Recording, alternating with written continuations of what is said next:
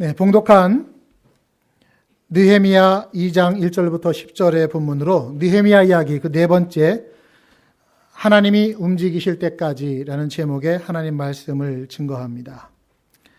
느헤미야서를 함께 읽고 있습니다.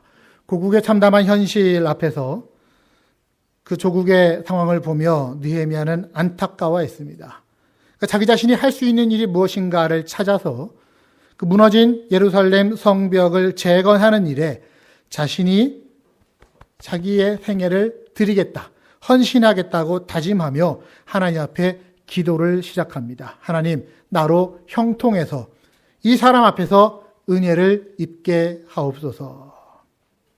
하나님을 움직이는 기도를 드렸다고 그랬습니다. 그래서 우리 지난주에 다룬 내용이 하나님을 움직이는 기도가 어떤 기도입니까? 죄를 자꾸 회개하면서 우리와 하나님 사이에 있는 그 죄의 걸림돌을 제거하는 기도. 하나님의 약속하신 말씀을 붙잡고 그걸 의지해서 하는 기도. 또한 사람의 은혜가 아닌 하나님의 은혜를 구하는 기도. 이런 기도를 드릴 때 하나님은 결국 움직이실 수밖에 없으시다 말씀드렸습니다. 그럼 이런 하나님이 움직이시는 기도를 언제까지 드려야 됩니까? 하나님이 움직이실 때까지 해야 되겠죠. 네. 그래서 오늘 말씀 제목이 하나님이 움직이실 때까지입니다. 그 하나님이 움직이실 때까지 우리가 무엇을 어떻게 해야 될 것인지를 우리는 오늘 말씀을 통해서 듣습니다. 1장에서 느헤미야가 기도한 것이 2장에 와서 바로 응답이 되어지는데요. 2장 1절을 보십시오. 아닥사스다 왕 제20년 니산월에. 정확히는 느헤미야가 자기 자신을 드리기로 결단하며 기도한 지 넉 달째 되는 때입니다. 몇 달 되었다고요? 넉 달. 느헤미야는 기도하면서 하나님의 빨리 응답 안 하세요. 서둘지 않았습니다. 기도하며 때를 기다릴 줄 알았습니다. 넉 달 동안 지속적으로 기도한 끝에 응답이 되어지는 겁니다. 우리는 기다리는 걸 잘 못하는 것 같아요. 특히 우리 한국 사람들은 특히 기다리는 걸 못합니다. 엘리베이터를 타면은 엘리베이터에 있는 그 수많은 버튼들 가운데 가장 많이 지워져 있는 버튼이 뭐예요? 클로즈, 닫힌 버튼이죠. 예. 저절로 가만히 있어도 닫힐 텐데 그거를 못 참고도 계속 눌러대는 게 우리의 습성입니다. 뭐 그뿐입니까? 움직이면 가만히 있으면 올라가는 에스컬레이터도 거기를 그냥 뛰어서 올라가는 게 우리들의 모습입니다. 식생활도 우리는 인스턴트입니다. 빨리 만들어서 빨리 먹고 후딱 해치우는 게 우리의 습성입니다. 그런데 이런 우리의 습성이 기도 생활에게까지 영향을 미칩니다. 어떻게 됩니까? 기도를 후딱 해치워버리는 거예요. 그리고 기도에 빨리 응답이 되기를 간구하는 겁니다. 어떤 그리스도인이 자기 자신을 돌아볼 때 내가 참 참을성이 부족하구나. 인내심이 없구나. 그래서 하나님 앞에 인내심을 달라고 기도하기 시작합니다. 하나님, 제게 인내를 주십시오. 지금 빨리 주십시오. 지금 당장 제게 인내심을 주십시오. 네. 기다려야 인내심이 생길 텐데 그러지 못하고 지금 당장 달라는 거예요. 느헤미야의 기도는 적어도 100일 이상 지속적으로 기도했던 시간이 있었다라고 하는 겁니다. 여러분, 왜 기도하는 우리에게 인내가 필요한지 아십니까? 우리의 기도를 들으시는 하나님이 그런 분이기 때문입니다. 하나님은 일하시기 전에 쉼표를 먼저 찍으시는 분이세요. 그러면서 하나님의 때를 준비하고 계시다라는 것이죠. 우리가 아무리 좋은 생각을 갖고 있어도 타이밍이 나쁘면 좋은 열매를 맺을 수가 없는 겁니다. 여러분, 좋은 생각은 좋은 타이밍하고 만나야 되는 건데요. 좋은 생각이 나쁜 타이밍하고 만나면 어떻게 됩니까? 일을 그르치게 됩니다. 모세를 생각해 보세요. 모세는 출애굽의 영웅입니다. 하지만 우리가 알고 있는 모세의 출애굽은 사실은 두 번째 출애굽이에요. 모세에게는 그 두 번째 출애굽 말고 첫 번째 출애굽이 있었습니다. 뭔가요? 이스라엘 민족을 이집트의 노예 생활에서 해방시켜보겠다. 자기 스스로 결심하고 다짐하고 그리고 자기가 타이밍을 정합니다. 자기 마음대로 방법을 정합니다. 어떻게? 이집트 군인을 죽이는 거예요.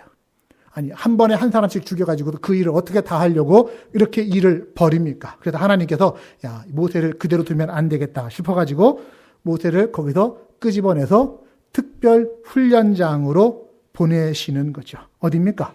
광야입니다. 광야. 미디안 광야로 보내셨어요. 시내 산에 있는 시내 대학에 마운트 사이나이 유니버시티 그쪽으로 모세를 입학을 시키는 거예요. 보통 대학은 몇 년 공부하죠? 대학 몇 년 공부하죠? 보통 4년을 공부하는데 모세는 거기서 40년을 방학도 없이 공부를 합니다. 광야대학에서. 이스라엘 백성들이 당장 이집트의 그 압제로 인해서 고통당하고 있는 현실이지만 하나님은 모세에게 40년이라고 하는 시간을 기다리시면서 투자하셨다라고 하는 것이죠. 하나님 일하시는 방식이 이렇다는 것입니다. 기간을 짧게 준비하면 결국에는 문제가 생기는 거예요. 모세의 40년을 생각해 보니까 오늘날 저희들은 참 쉽게 일하고 있는 것 같아요. 보통 대학에서 4년 공부해가지고서 한 40년 정도를 우려먹으면서 그렇게 살고 있는 게 저희들 아닙니까? 하나님은 모세를 통해서 400년 노예 생활을 청산시키기 위해 40년을 준비시키셨고 결국 40년을 일하게 하셨습니다. 사랑하는 여러분, 우리는 하나님이 기뻐하시는 일이다라고 한다면 결국 하나님이 길을 열어주실 것이다. 이걸 믿고 기대하면서 인내하고 기다릴 수 있어야 될 겁니다. 때가 있어요, 때가. 그 때가 차기를 기다리는 거예요. 성경에 그런 표현 자주 나오죠. 때가 참에. 예수님께서 오신 것도 때가 참에 오신 것입니다. 십자가에 달리신 것도 때가 참에 십자가에 달리시는 겁니다. 그 때가 차야 하나님이 움직이시는 것입니다. 누가복음 18장 1절도 이렇게 말합니다. 예수님이 기도의 비유를 가르쳐 주시면서 예수께서 그들에게 항상 기도하고 낙심하지 말아야 될 것을 비유로 말씀하신다. 네, 기도하며 기다리고 낙심하지 말고 그 때를 기다리도록 말씀하시는 것입니다. 그러니까 때가 찰 때까지 기다려야 돼요. 그럼 우리가 때가 찰 때까지 기다리는 동안 하나님은 뭐 하실까요? 하나님도 같이 기다리실까요? 두 손 놓고? 아니에요. 우리가 기도하면서 때가 차기를 기다릴 때 하나님은 무대 뒤에서 일하시는 분입니다. 하나님은 움직이시는 거예요. 이 이야기를 한번 생각해 보세요. 하나님의 명령을 불순종하고 도망갔던 선지자 누구죠? 요나입니다. 요나. 네, 요나 선지자가 하나님 명령 불순종하고 도망가다가 바다 한가운데에서 배가 부서지고 결국 물고기에게 먹혀서 물고기 뱃속으로 들어갑니다. 요나가 물고기 뱃속에서 사흘 밤낮을 회개하며 기도할 때 하나님은 뭐 하셨을까요? 하나님은 그 물고기를 바다 한가운데에서 육지 근처로 옮겨가시는 거예요. 왜? 만약에 그 물고기가 바다 한가운데서 요나를 갖다가 다시 뱉어내면은 어떻게 되겠어요? 죽기밖에 더 하겠습니까? 사명 못 이루는 거예요. 하지만 그때 하나님은 그 물고기를 육지 가운데로 끌고 가셔서 결국 요나를 육지에다가 토해내게 하셨다라는 겁니다. 우리가 하나님 앞에 기도하면서 때를 기다리는 동안에 하나님은 이처럼 우리를 둘러싼 환경을 변화시켜 가시는 분이심을 여러분 믿으시기를 바랍니다. 하나님은 그렇게 움직이시는 거예요. 우리가 아직 눈으로 못 봐서 그렇지, 우리가 아직 몰라서 그렇지, 우리가 기도하는 그 순간부터 하나님은 우리의 환경을 움직이고 계시는 분이시라는 것입니다. 그러므로 기도하면서 때를 기다리는 거예요. 누구의 때를? 하나님의 때를 기다리는 겁니다. 하박국 2장 3절은 우리에게 이렇게 가르쳐 줍니다. 이 묵시는 정한 때가 있나니 비록 더딜지라도 기다리라. 지체되지 않고 정령 응하리라. 하나님의 묵시, 하나님의 계획과 하나님의 때입니다. 그것은 하나님께서 정하신 때가 있어서 우리 눈으로 보기에는 비록 더딜지라도 기다리면 하나님의 때가 되면 지체되지 않고 응할 것이다라는 말씀이죠. 느헤미야, 하나님의 거룩한 간섭 없이는 예루살렘 재건을 시작할 수도 그것을 이룰 수도 없다라는 것을 알고 있었습니다. 마찬가지입니다. 우리 인생도, 우리 비전도 하나님의 때를 기다려야 돼요. 언제까지? 하나님이 움직이실 때까지, 하나님의 허락이 떨어질 그때까지 기다릴 수 있는 우리가 되기를 소망합니다.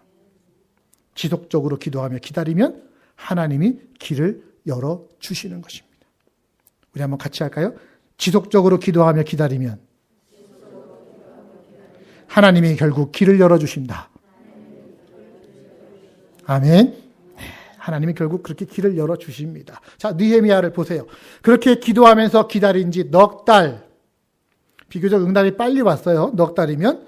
하루는 왕 앞에서 술잔을 들고 있는데 금식하며 기도하던 느헤미야의 얼굴에 근심이 가득한 것이 티가 났나 봅니다. 2절, 왕이 내게 이르시되 네가 병이 없거늘 어찌 얼굴에 수심이 있느냐? 이는 필연 내 마음에 근심이 있음이로다.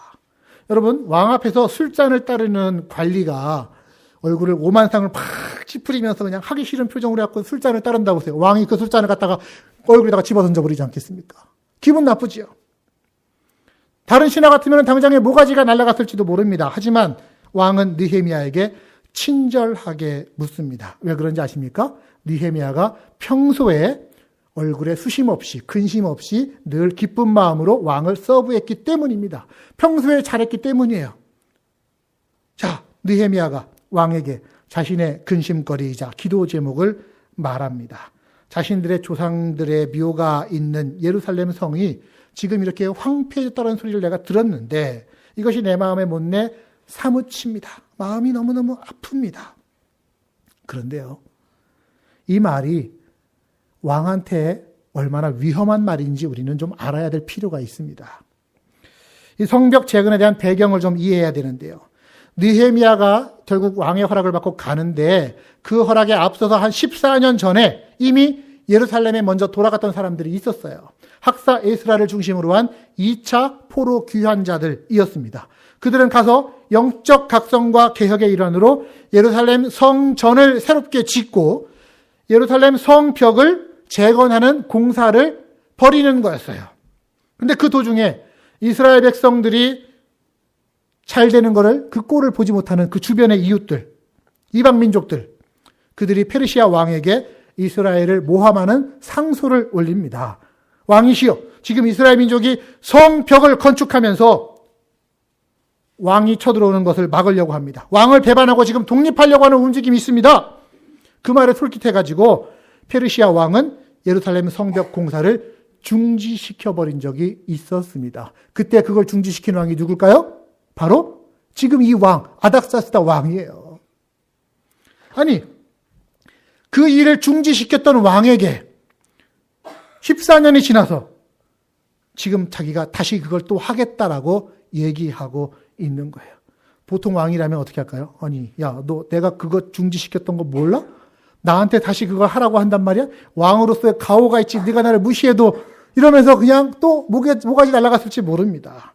하지만 이렇게 조심스럽게 부탁하는 느헤미야에게 왕에게서 아주 뜻밖의 말이 나옵니다. 4절 말씀 보십시오. 왕이 내게 이르시되 그러면 내가 무엇을 원하느냐? 그러면 내가 뭘 원하느냐? 이 말은요, 네가 구하는 것을 내가 들어주겠다라고 하는 호의적인 마음의 표현입니다. 자, 이 대답을 얻기까지 느헤미야가 얼마나 기도했습니까? 넉 달 동안을 지금 기도하면서 하나님이 주신 기회가 자기에게 드디어 찾아왔습니다. 지금까지 느헤미야가요, 자기가 예루살렘 성벽을 재건할 수 있도록 기회를 달라고 기도하면서 1장 11절의 내용이 그 기도의 제목이었습니다. 오늘날 종으로 형통하여 이 사람, 이 왕 앞에서 은혜를 입게 하옵소서. 은혜, 동정심이에요. 자비심이에요. 왕의 자비하심을 구하는 겁니다. 왕이 예루살렘의 어려운 상황에 대해서 긍휼함을 느끼게. 아, 내가 그때 예루살렘 성벽을 중지시킨 게 내가 참 미안한 일이었다. 공사 중단시킨 것도 왕이었으니까 공사를 다시 시작하게 하는 것도 결국 왕에게 달린 일. 그래서 왕에게 지금 느헤미야가 이 얘기를 하는 겁니다. 나를 보내셔서 그 일을 위해 일하게 해 주십시오. 여러분, 왕의 마음이 어떻게 움직였을까요? 왜 움직였을까요? 평소에 왕과 느헤미야가 쌓았던 인간적인 신뢰? 아니면 그런 예민한 사항을 다시 들고 나오는 느헤미야의 용기? 물론 그런 것도 중요하겠죠. 하지만 더 근본적인 것이 있습니다. 그게 뭡니까? 인간의 말로 해도 설득이 안 되는 것은 하나님의 방법으로는 얼마든지 가능하다라는 것입니다. 하나님이 하시면 되는 거예요. 하나님이 왕의 마음을 움직이신 거라는 거죠. 잠언 21장 1절은요. 이렇게 우리에게 말합니다. 왕의 마음이 여호와의 손에 있음이니 마치 보의 물과 같아서 그가 임의로 인도하시는도다. 보의 물과 같다라는 게 무슨 말입니까? 우리 피더버로 여기 가면은 이 워터웨이들 있잖아요. 수로들 쫙 만들어 놓고서 뭐 리프트락도 만들어 놓고 그리고 물을 치수하는 거예요. 거기에 댐을 만들고 보를 만듭니다. 그러면서 물을 마음대로 관리한다라고 하는 겁니다. 왕의 마음이 여호와의 손에 있는 게 마치 사람들이 물을 치수하는 것처럼 임의로 관리한다, 인도한다라는 겁니다. 하나님이 느닥사스다 왕의 마음을 움직였기 때문에 이 말을 할 기회도 얻어졌고 결국 왕의 마음이 움직여졌다라는 것입니다. 우리가 하나님의 때를 기다리면서 기도할 때 막연한 기다림이 아니라 우리는 그 기회를 찾고 기회를 만들 줄 아는 자세가 있어야만 합니다. 기회는 그냥 오는 게 아니라 만들어 가야 한다는 것이죠. 여러분들 대부분이 부모님들이신데 여러분들이 부모로서 자녀에 대한 비전들이 있으실 겁니다. 자녀가 어떻게 되기를 바란다.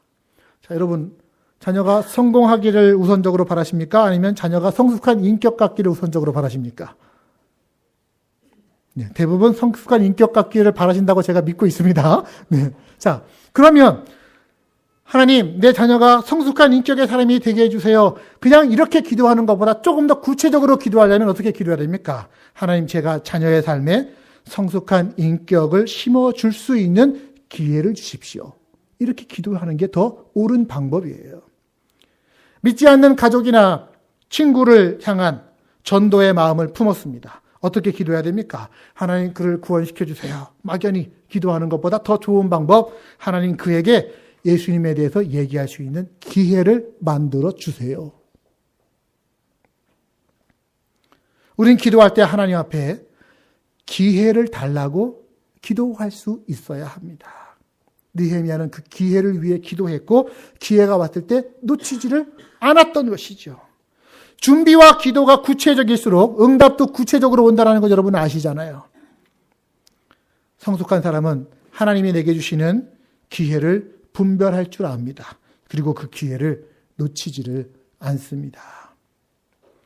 이 자리에 함께 예배하고 계신 여러분들, 그 옛날 하나님이 아닥사스다 왕의 마음을 움직여서 예루살렘 성벽을 재건하는 일을 서포트하게 하셨다고 한다면 그 하나님은 오늘도 살아계셔서 오늘 우리들이 갖고 있는 비전과 꿈과 또한 그 상황 사이에 있는 어떤 장애물일지라도 어떤 사람의 마음일지라도 어떤 환경일지라도 하나님은 등이 변화시킬 수 있다는 것을 믿으시기를 바랍니다. 하나님은 그렇게 움직이실 수 있는 분이에요. 하나님께 그런 기회를 달라고 기도하는 것입니다. 느헤미야는 그 기회를 위해 기도했고 결국 기회를 얻었습니다. 자, 4절 다시 가보십시다. 왕인에게 이르시되 그러면 내가 무엇을 원하느냐? 딱 기회가 왔어요. 그러자 내가 곧 하늘의 하나님께 묵도하고, 기회를 얻고 가장 먼저 한 일이 뭐예요? 하나님께 묵도했대요. 묵도는 원래 뜻은 침묵기도이지만 지금 여기서의 의미는 잠시 잠깐 기도하는 것입니다. 찬스 앞에서 급하지 않고 잠깐의 시간 동안이라도 기도하는 모습을 우리에게 보여줍니다. 이런 비상기도를 화살기도라고 이렇게 표현을 하시더라고요. 어떤 분이 화살 날아가는 것처럼 슉 하고 날아가게끔 급할 때 한번 탁 날리고서 일을 시작하는 거예요. 몇 초 안 되는 순간이지만 하나님의 영감을 구하며 기도하는 겁니다. 여러분, 이렇게 기도해야 할 순간들이 우리에게 많이 있어요. 정말 중요한 말을 해야 될 때 그냥 말하기보다는 잠깐 기도하면서 말하는 겁니다. 아주 급박한 위기의 순간을 만났을 때 어떻게 대처해야 될까? 순간 하나님께 묵도하고 일을 시작하는 겁니다. 단 몇 초라도 침묵의 기도를 드리는 겁니다. 그 시간을 통해 하나님의 지혜와 영감을 구하는 거예요. 어떤 상황에서든지 할 수 있습니다. 일어나면서도 할 수 있고요. 하나님, 오늘 하루 하나님 나를 도와주세요.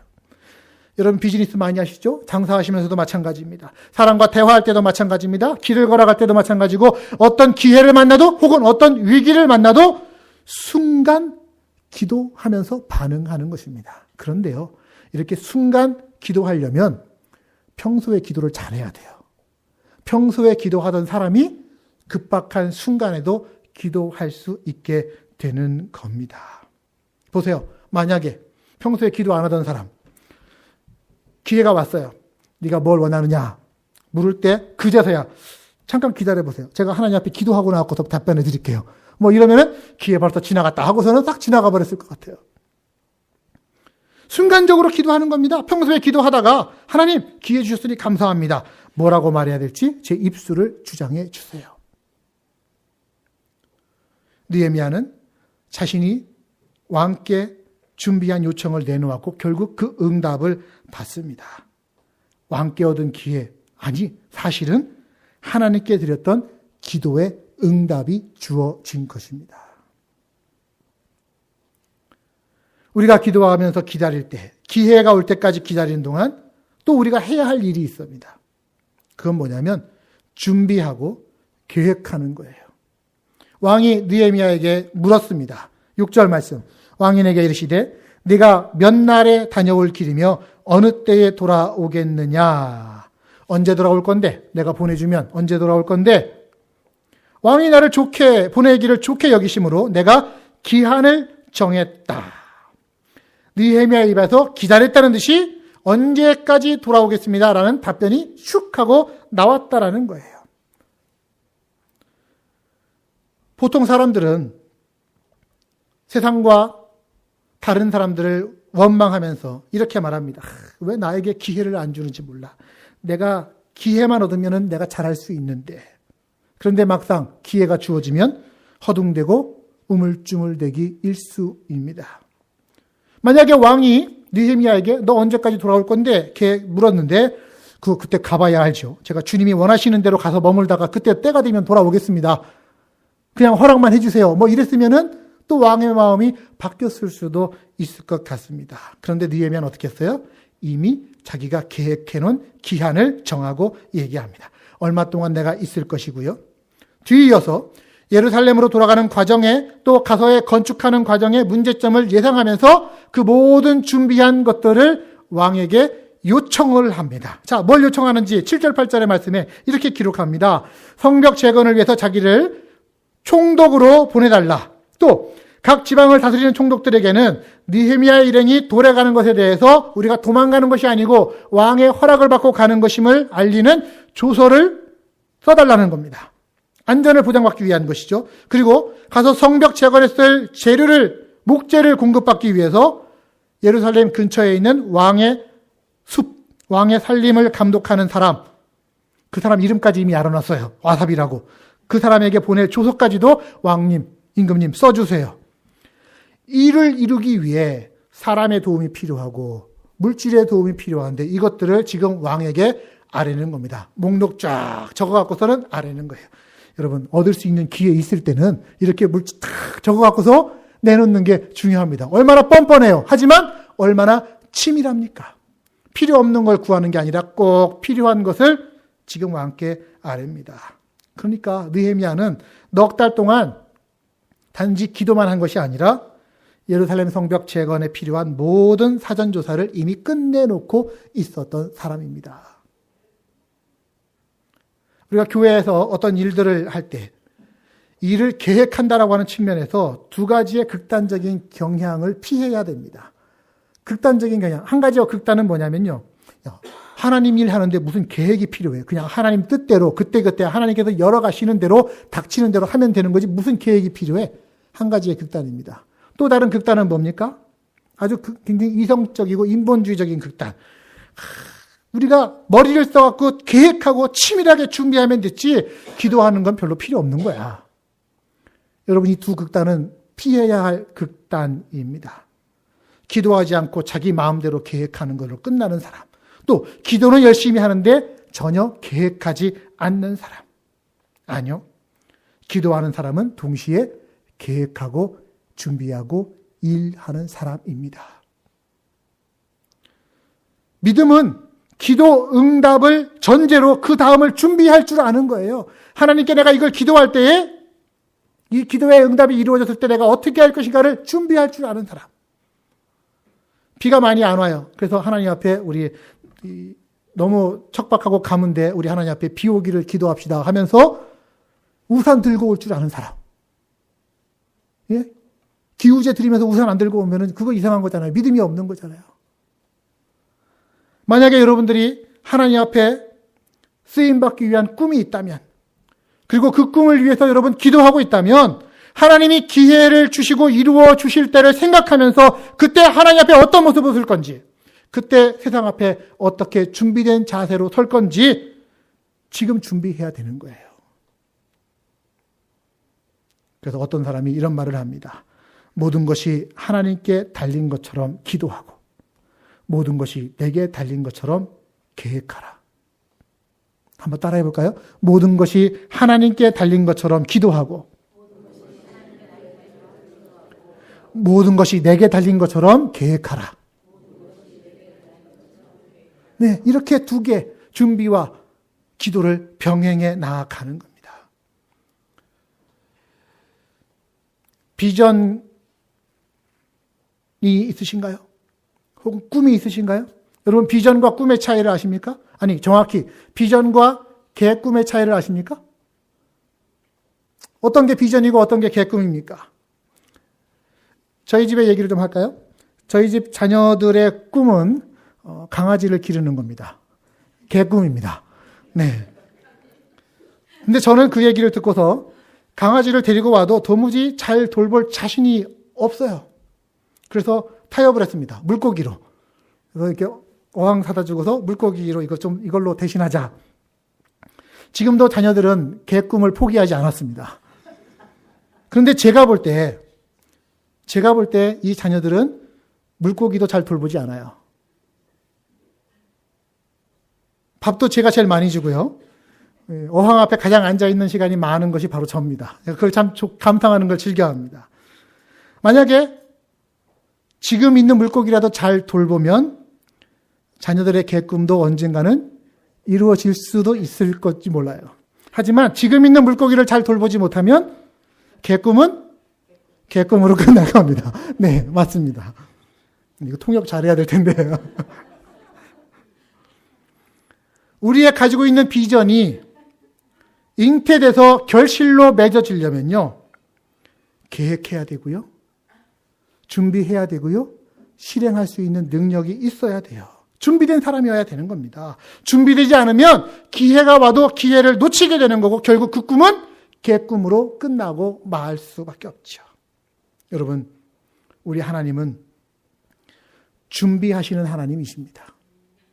하나님은 무슨 일을 즉각적으로 하시지 않고요, 준비하고 계획하셔서 하시는 분이세요. 때를 기다리시는 분이세요. 천지를 창조할 때도 하나님은 때를 기다리시고 때를 만드셔서 계획하시고 천지를 창조하셨습니다. 우리 인류를 구원하신 때도 하나님이 얘네들 불쌍한데 그냥 지금 구원해 줄까? 하고서 예수님 보내신 게 아니에요. 인류 구원을 위한 하나님의 구원 계획이 언제부터 있었겠습니까? 수천 년의 시간 동안을 하나님이 준비하셔서 하나님의 때에 육신을 입으신 하나님의 아들 예수 그리스도가 이 땅에 오신 겁니다. 예수님도 마찬가지였습니다. 때를 기다리시면서 예수님은 준비하셨어요. 아직 나서지 말아야 될 때에는 내 때가 아직 이르지 않았습니다. 하셨습니다.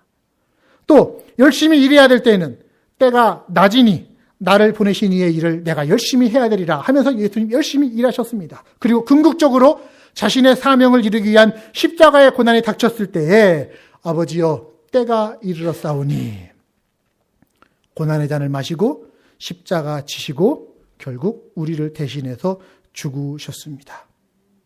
우리 인간은 때를 따라서 준비하셨고 때를 따라 일하셨던 그 예수님의 죽으심과 부활로 인해서 구원 얻은 사람들, 결국 영원한 내일을 바라보게 된 사람들임을 우리는 알아야만 됩니다. 여러분, 그런 예수님의 제자라고 한다면 우리도 주님 앞에 엎드려서 기도하면서 때를 기다려야 되겠죠. 주님이 주실 내일을 준비하는 사람이 되어야 됩니다. 여러분, 기도하며 기다리실 수 있기를 바랍니다. 기다리는 여러분 되십시오. 기도하면서 계획하는 여러분들 되시기를 바랍니다. 기도하면서 기회가 오거든 몸을 던져서라도 그 기회를 잡을 줄 아는 여러분들 되시기를 바랍니다. 그때 나의 비전이 잉태되어지고 결국 해산하며 열매를 맺게 될 것입니다. 자, 말씀 마무리합니다. 오늘 말씀의 핵심 구절이 여러분 어딜까요?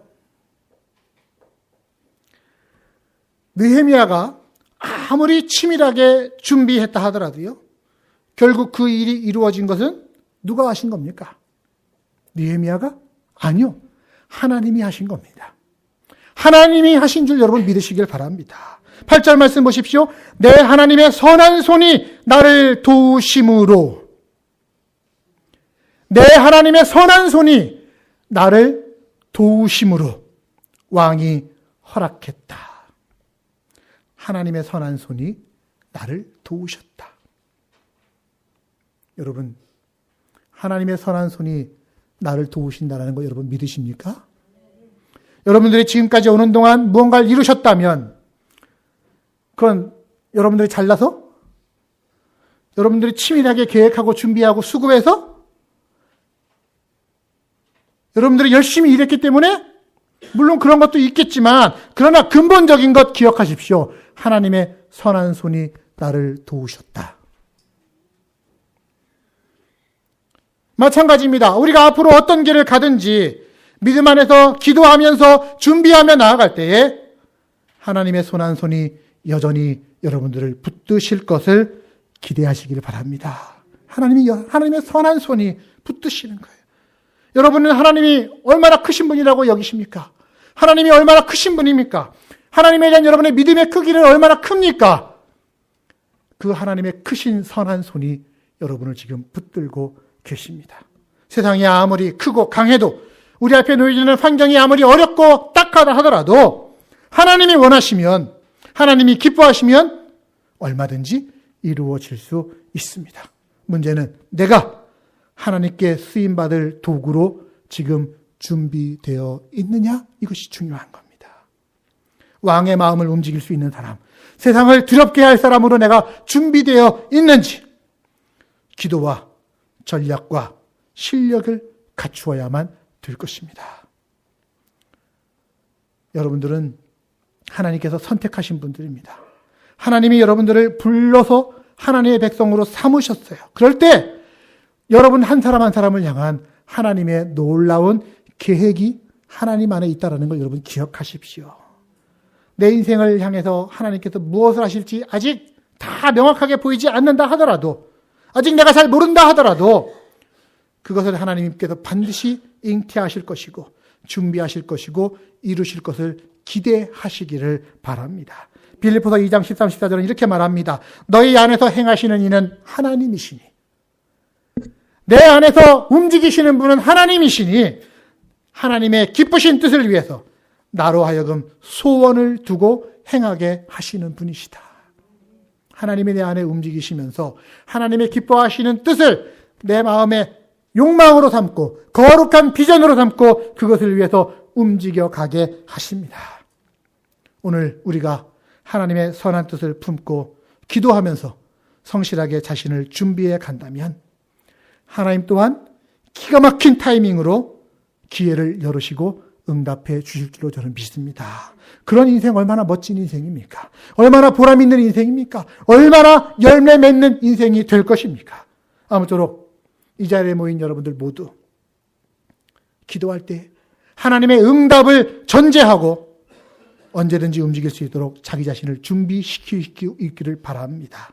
나를 향한 하나님의 좋으신 계획을 하나님이 내 삶 가운데 상황으로 펼쳐 보이실 때 그걸 알아차리고 놓치지 않고 기도하면서 준비한 것으로 기회를 잡아서 결국 하나님의 뜻을 이루어드리는, 하나님의 소원을 만족시켜드리는 저와 여러분들 되시기를 주님의 이름으로 축복합니다.